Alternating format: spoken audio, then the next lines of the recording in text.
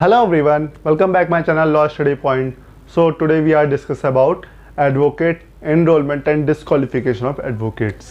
And इस topic में हम लोग देखते हैं, सबसे पहले देखेंगे एडवोकेट एंड सीनियर एडवोकेट कौन कौन होता है। उसके बाद हम लोग देखेंगे एलिजिबिलिटी ऑफ एडवोकेट देखेंगे, उसके बाद एनरोलमेंट ऑफ एडवोकेट देखेंगे, उसके बाद transfer of name from one state roll to another state roll देखेंगे, उसके बाद हम लोग enrolment of supreme court advocate देखेंगे एंड सर्टिफिकेट ऑफ एनरोलमेंट देखेंगे, उसके बाद देखेंगे डिसक्वालिफिकेशन ऑफ एडवोकेट देखेंगे। सबसे पहले हम लोग देखते हैं एडवोकेट एंड सीनियर एडवोकेट।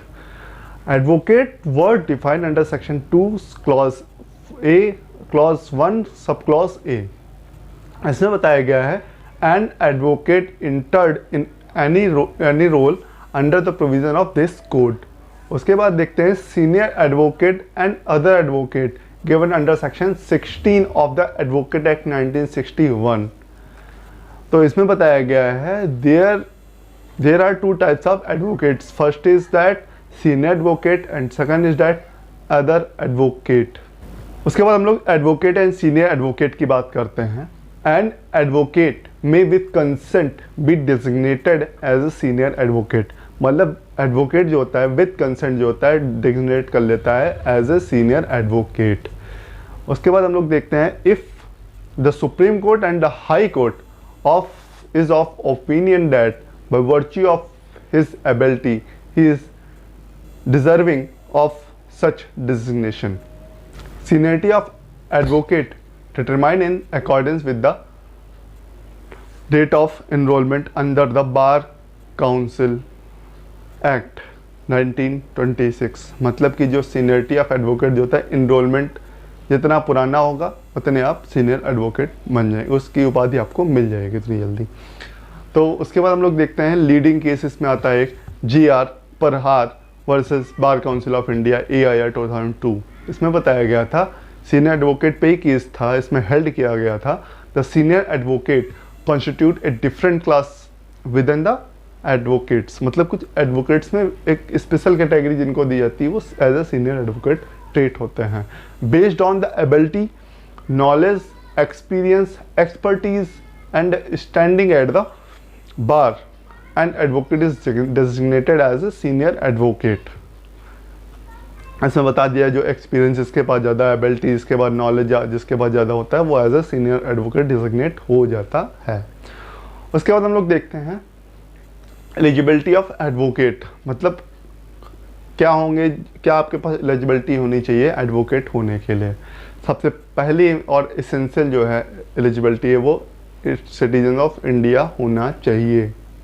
अगर आप सिटीजन ऑफ इंडिया नहीं है, किसी अनदर कंट्री का अगर पर्सन है तो इसके लिए प्रोविज़न बताया गया है any other country may be admitted on state roll if the citizen of India duly qualified are permitted to practice law in that other country।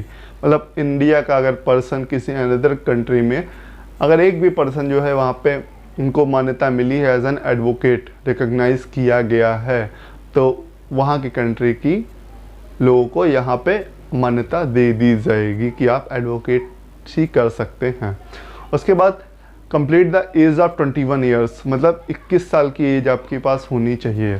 तो और third is that he has obtain a degree in law university recognised by BCI। मतलब आपके पास law की degree होनी चाहिए university जो भी BCI के द्वारा रिकॉग्नाइज की गई हो। उसके बाद if obtain foreign qualification in law as is recognised by the bar council of India. मतलब कि आप अगर फॉरेन से पढ़ के आ रहे हैं तो आपको बार काउंसिल ऑफ इंडिया की रिकॉग्निशन लेनी पड़ेगी। उसके बाद fulfil the conditions as may be specified the roll made by the state bar council. मतलब स्टेट बार काउंसिल के जो भी लॉज होंगे उसको फॉलो अप करना पड़ेगा। उसके बाद हम लोग देखते हैं एनरोलमेंट ऑफ एडवोकेट की बात करते हैं तो इसमें बताया गया है every state bar council shall maintain and prepare a roll of advocate which shall be entered the name and addresses. मतलब कि स्टेट बार काउंसिल जो है अपने एडवोकेट जो भी उनके अंडर का आते हैं उनका नेम एंड एड्रेस जो है मेंटेन करेंगे अपने रोल में। उसके बाद first of all persons who are entered and advocate on the roll of any high court under the Indian bar council act 1926। मतलब कि 1926 का जो बार काउंसिल एक्ट है उसमें कोई भी हाई कोर्ट हो उसका एडवोकेट इंटर्ड होगा। एंड एनी अदर एडवोकेट, दूसरे एडवोकेट्स के लिए क्या प्रोविज़न है, all other persons who are admitted as an advocate on the roll of state bar council under this code. मतलब कि कोई भी हाई कोर्ट को छोड़ के कोई भी अनदर जो सिविल कोर्ट में जो भी एडवोकेट्स होते हैं वो अंडर एडवोकेट्स एक्ट 1961 के तहत जो है रजिस्टर्ड होंगे, इनरोल होंगे। उसके बाद जो देखते हैं, each such roll of advocate shall consist there are 2 parts. मतलब कि कोई भी रोल होती है एडवोकेट्स की 2 पार्ट्स में डिवाइड होती है।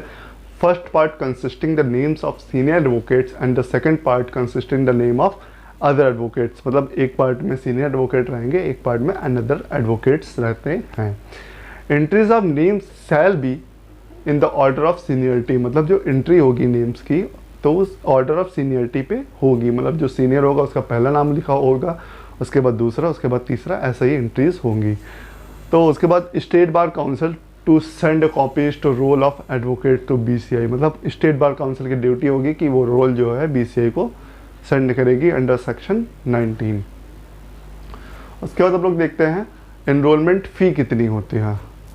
तो इसकी अगर बात करते हैं 600 rupees to state bar council and 150 rupees to bar council of India by bank draft. मतलब कि एक जनरल जो पर्सन है, जो जनरल हुआ OBC कैटेगरी में आता है, वो जो है 600 रुपये स्टेट बार काउंसिल को, 150 रुपये BCI bar council of India को बाय बैंक ड्राफ्ट देगा। एंड जो फॉर SC ST मतलब schedule caste and schedule tribe के जो लोग हैं उनको 150 rupees to the state bar council and 25 rupees to bar council of India, जो एक बहुत मिनिमम अमाउंट है। बार काउंसिल ऑफ इंडिया को इतनी फ़ी देनी पड़ेगी।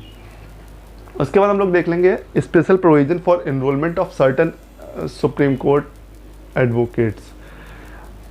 इसमें देखते हैं, every advocate who is entered of right to practice in supreme court whose name are not entered in any state list roll may express his intention in the practice of BCI entry in the name of roll of state bar council.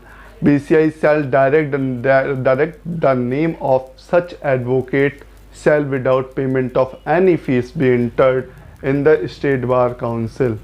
मतलब कि अगर कोई भी supreme court में practice कर रहा है advocate और वो किसी भी स्टेट बार काउंसिल में इंटर्न नहीं है, अगर वो अपना इंटेंशन BCI को बताता है कि मेरा नाम जो है bar council state bar council में इंटर्न होना चाहिए, तो वो डायरेक्ट करता है स्टेट बार काउंसिल को इनका नाम विदाउट एनी पे फी जो है आप इंटर्न करिए अपने लिस्ट में। अगर where an advocate omit or fail to express his intention his name entered in the state bar council of Delhi। मतलब कि अगर वो अपना नाम इंटर कराने से ओमिट या फेल हो जाता है, मतलब कि अब बता नहीं पाता, भूल जाता है या फेल हो जाता है अपना इंटेंशन बताने को BCI को, तो उसका नाम जो है state bar council of Delhi में जो है इंटर्ड होगा। Name entered in the order of seniority, मतलब नेम तो ऑर्डर ऑफ सीनियरिटी में ही इंटर्ड होगा। इसके बाद हम लोग सर्टिफिकेट ऑफ एनरोलमेंट की बात करते हैं। तो इसमें बताया गया है there shall be issued a certificate of enrolment, मतलब एनरोलमेंट का सर्टिफिकेट एक इशू किया जाएगा in the prescribe form by the state bar council to every person who is name entered in the roll of advocate maintain by under this act. मतलब कि अगर state bar council के perform वो prescribe form के द्वारा जो है अगर उसका नाम एज एन एडवोकेट एनरोलमेंट हो जाता है, एनरोल हो जाता है, तो उसको सर्टिफिकेट इशू कर दिया जाए। If any change in permanent resident to the state bar council concern with in 19 date of such changes, मतलब कि अगर कोई आप परमानेंट एड्रेस चेंज कर रहे हैं तो आपको 90 दिन के अंदर जो है स्टेट बार काउंसिल को बताना होगा। उसके बाद हम लोग देखते हैं disqualification of enrolment under section 24A।